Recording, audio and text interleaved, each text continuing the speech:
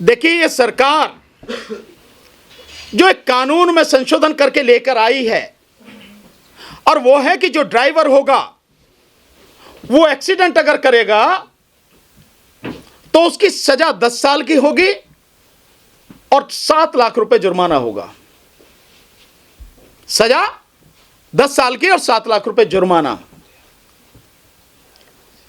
मैं एक बात बहुत सिंपल सी सीधी सी पूछना चाहता हूं इस सरकार से, क्या एक्सीडेंट कोई जान के करता है?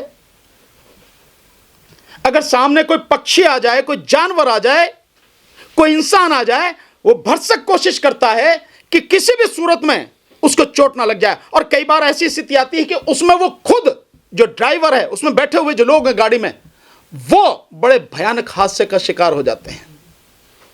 मैं एक एक्सीडेंट को जानता हूं, ऐसे कितने ही हैं, पर मैं एक एक्सीडेंट का उदाहरण देता हूं। बीजेपी के ही एक एमपी रहे हैं, संघप्रिय गौतम, नाम भी लेता हूं।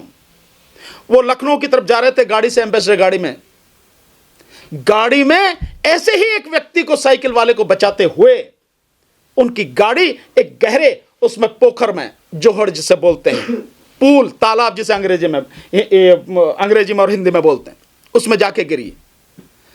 उनके परिवार के 4 लोगों की मौत हुई, 4 लोगों की, जिसमें उनका बेटा भी था। उनका बेटा, 4 लाशों का अंतिम संस्कार बुलंदशहर में हमने खुद, हम सब ने मिलकर वहां किया था। स्थिति क्या रही होगी आप इसका अंदाजा लगा। तो कोई भी जानबूझकर एक्सीडेंट नहीं करता, एक्सीडेंट हो जाता है। एक्सीडेंट यही तो नाम है, घटना, दुर्घटना हो जाता है। आप उसमें इतनी कड़ी सजा का प्रावधान कर रहे हो। अगर आपको लगता है कि इसकी जरूरत है और आप इसे रोकना चाहते कि कोई जानबूझ के ना करे, तो भाई उसके लिए तो कानून पहले से ही है। अगर कोई व्यक्ति जानबूझकर एक्सीडेंट करता, चोट मारता है, तो नियत देखी जाती है, इंटेंशन कानून में, तो उसके लिए तो कानून है ऑलरेडी। अगर वो किसी की हत्या करता, कराया जाता है, बहुत से लोग एक्सीडेंट के माध्यम से मरवाते हैं लोगों को, उसके लिए तो कानून है। आप 302 में उसकी नियत है ना, क्योंकि जो वो सारा जो सवारी है, यानी जो गाड़ी है, वो हथियार के रूप में इस्तेमाल होगी ना, उसके लिए 302 का कानून है। आप ये जो ला रहे हैं, इससे बड़ा इस देश की जनता के साथ और मजाक हो नहीं सकता। पर मोदी सरकार का तो ये काम ही है, कोई नई बात थोड़ी है। ये जो ड्राइवर अपने आप को बड़े वो समझते थे कि नहीं, मोदी सरकार बहुत बढ़िया है, बहुत अच्छा मानती है, वो सारे के सारे आपसे सामने आ गई। केवल इतनी बात नहीं है, कानून क्यों लाया गया है, इसके पीछे बहुत गहरी साजिश है। ये कानून केवल सामने से दिख रहा है कि जो वो हैं ड्राइवर हैं, उनको सजा देने के लिए। भाई ड्राइवर तो कौन है? आप भी ड्राइवर हो। ये सारे के सारे जितने पत्रकार बैठे, भैया मोटरसाइकिल पे आए हो ना, कार से आए हो ना, तो ड्राइवर तो तुम भी हो, मैं भी हूं। इस देश में मैं समझता हूं छोटे मोटे बच्चों को छोड़ के अब बाकी सारे लगभग लोग जो है, मतलब ड्राइवर ही हैं। तो इन सबके लिए कानून है। केवल वो नहीं ट्रक चलाते हैं, बस चलाते हैं, उनके लिए, सबके लिए, सबकी गर्दन इस तरह से फंसाई जा रही है।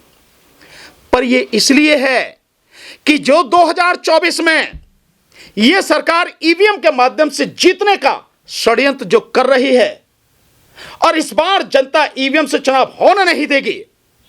इस बार जनता ईवीएम के खिलाफ सड़क पर आकर लड़ेगी, जन आंदोलन बनाएगी।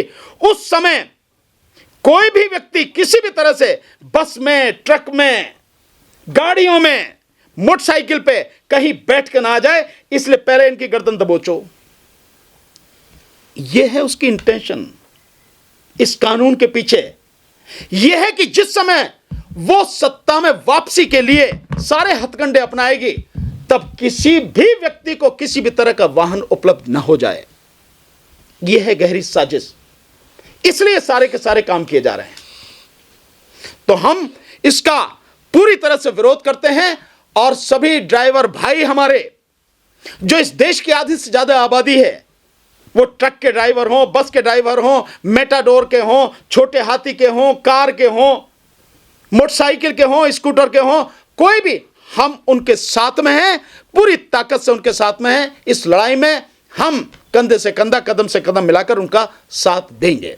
और मैं समझता हूं इस विषय पे हमारे आदरणीय डीसी कपिल साहब जो हैं, बहुत बढ़िया आपको जवाब देंगे, क्योंकि ट्रांसपोर्ट डिपार्टमेंट की, ट्रांसपोर्ट की एक लॉबी जो लोग हैं, जो दिल्ली और एनसीआर में जबरदस्त तरीके से उनकी उपस्थिति है, आपके साथ आंदोलन में हमेशा रहे हैं, साथ रहे हैं, ये बहुत अच्छी तरह से जानते हैं। तो मैं चाहूंगा कि आदरणीय डीसी कपिल साहब इस विषय में अपनी बात रखें। वकील साहब, आपसे सवाल है मेरा। एक दो सवाल है सर। जो मोदी जी ने ई रिक्शा बांटे थे, मोदी जी ने, उनसे भी बहुत लोग जो मरे हैं, क्या उन पे भी ये नियम लागू होगा? भाई ड्राइवर तो ड्राइवर ही है, कोई भी हो, लेकिन जहां तक अभी हमें नजर आ रहा है, पता नहीं उन पे लागू है या नहीं है। मॉब लिंचिंग कौन कर रहा है? बीजेपी और आरएसएस से जुड़े हुए लोग हैं। आप उनकी सारी देख लीजिए। गाय के नाम पे कौन मार रहा है? विश्व हिंदू परिषद के लोग, बजरंग दल के लोग, यही लोग मार रहे हैं ना गाय के नाम पर, यही लोग मार रहे हैं ना। तो मॉब लिंचिंग कौन कर रहा है? बीजेपी, आरएसएस, उनसे जुड़े हुए संगठन, उन्हीं से जुड़े हुए लोग हैं। और इसका जो है उन्होंने धंधा बना रखा है, धंधा कर रहे हैं वो लोग। वो लोग हैं, आपको दिखाने के लिए बना दिया कि उनके लिए कड़ा कानून है, फांसी की सजा। एक को भी कुछ नहीं, फांसी तो बहुत दूर की बात है, उन्हें अरेस्ट ही कर लें ढंग से, तभी की बड़ी बात है। लेकिन सर ड्राइवर भी तो उसी श्रेणी में आएंगे। कौन? हाँ, ड्राइवर जरूर टांग दिए जाएंगे। अगर ड्राइवर भी उसी श्रेणी में आ रहे हैं ना, कि वो भी मॉब लिंचिंग कर रहे हैं, तो वो निश्चित रूप से टांग दिए जाएंगे। रही इसकी बात, मॉब लिंचिंग बड़े आराम से रुक सकती है, इसके लिए किसी कानून की जरूरत नहीं है। जो आरएसएस और बीजेपी के मुखिया हैं और जो इनके संगठनों के लोग हैं, इन्हें यही तो कहना है कि हमारा कोई भी आदमी किसी भी तरह से कोई मॉब लिंचिंग नहीं करेगा। मॉब लिंचिंग में कौन मारा गया? मॉब लिंचिंग में अधिकतर मुसलमान मारे गए हैं।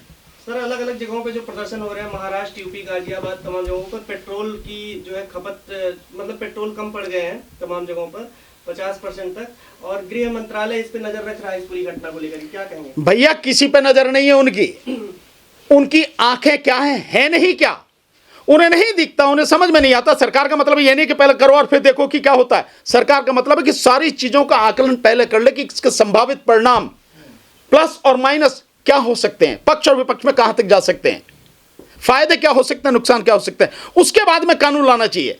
पर यह सरकार तो ऐसी है, नोटबंदी करती है और उसके बाद में लोग अपने ही पैसे के लिए सड़क पर मर जाते हैं। और सरकार दिन प्रतिदिन उनमें कानूनों में, उसमें नियमों में बदलाव करती है। ऐसे ही जीएसटी लाती है और जीएसटी में हजारों तरह के उसमें बदलाव कर दिए गए, बावजूद उसके आज भी ठीक से नहीं वो सारी चीजें आ रही काबू में। ये सरकार। डीसी कपिल साहब 1 मिनट जरा बताएंगे। बताओ, थोड़ा सा बताओ आप। सही, वो जो शराब वाले।